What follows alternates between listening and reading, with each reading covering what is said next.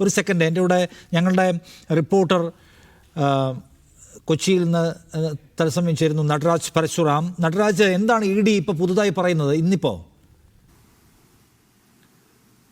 ഈ വിഷയവുമായി ബന്ധപ്പെട്ട് ഇ ഡി പുതിയ കണ്ടെത്തലുകളാണ് പുറത്ത് വിട്ടിരിക്കുന്നത്. പ്രധാനമായും ഇത് വീണയ്ക്ക് കുരുക്കാവുന്ന, വീണയുടെ ഇടപാടുകൾക്ക് നിർണായക തെളിവ് നൽകുന്ന ചില കാര്യങ്ങളാണ് തങ്ങളുടെ പ്രസ്താവനയിൽ ഇ ഡി വ്യക്തമാക്കിയിരിക്കുന്നത്. ഇതിൽ പ്രധാനപ്പെട്ട ഒരു കാര്യം 20 കോടിയിലധികം രൂപയുടെ ട്രാൻസാക്ഷൻസിന്റെ വിവരങ്ങൾ ഇ ഡി അവർക്ക് ലഭിച്ചു എന്നാണ് പറയുന്നത്. ഇത് കഴിഞ്ഞ ദിവസങ്ങളൊക്കെ തന്നെ നടത്തിയ റെയ്ഡുകളിൽ നിന്നും കണ്ടെത്തിയ ഡയറികളിൽ നിന്നുള്ള വിശദാംശങ്ങളാണെന്നാണ് ഇ ഡി അവകാശപ്പെടുന്നത്. 20 കോടിയിലധികം രൂപയുടെ ഇടപാടുകളുടെ വിവരങ്ങൾ വീണയുടെ ഡയറിയിൽ നിന്നും കിട്ടിയെന്നാണ് ഇ ഡി പറയുന്നത്. 85 ലക്ഷം രൂപ ദുബായിലേക്ക് വീണ അയച്ചതായി കണ്ടെത്തിയിട്ടുണ്ട് എന്നും ഇ ഡി പറയുന്നു.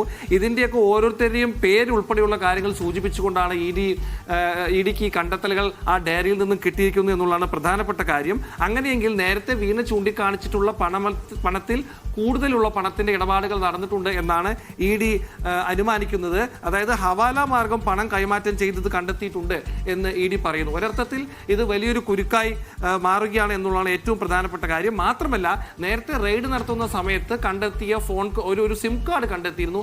ആ സിം വീണയുടെ പേരിലുള്ള അല്ല എന്നുള്ള നിഗമനത്തിലേക്ക് ഇ ഡി പോയിട്ടുണ്ട്. അങ്ങനെയെങ്കിൽ ആ സിം കാർഡ് എന്തിനു ഉപയോഗിച്ചിരുന്നു എന്നുള്ളത് പലതരം ഇടപാടുകൾക്ക് ഇന്റർനെറ്റ് കോളുകൾ ചെയ്യാനായി എടുത്ത സിം ആണ് എന്നുള്ള നിഗമനത്തിലേക്കാണ് ഇ ഡി പോകുന്നത്.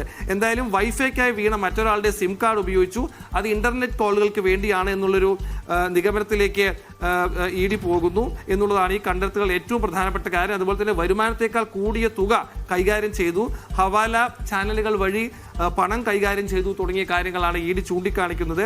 വീണയിൽ നിന്നും കണ്ടെടുത്ത കുറിപ്പുകളിലുള്ള സകല പേരിലുള്ള ആളുകളെയും ചോദ്യം ചെയ്യാൻ ഇ ഡി തയ്യാറെടുക്കുകയാണ് എന്നുള്ളതാണ് ഏറ്റവും പ്രധാനപ്പെട്ട കാര്യം.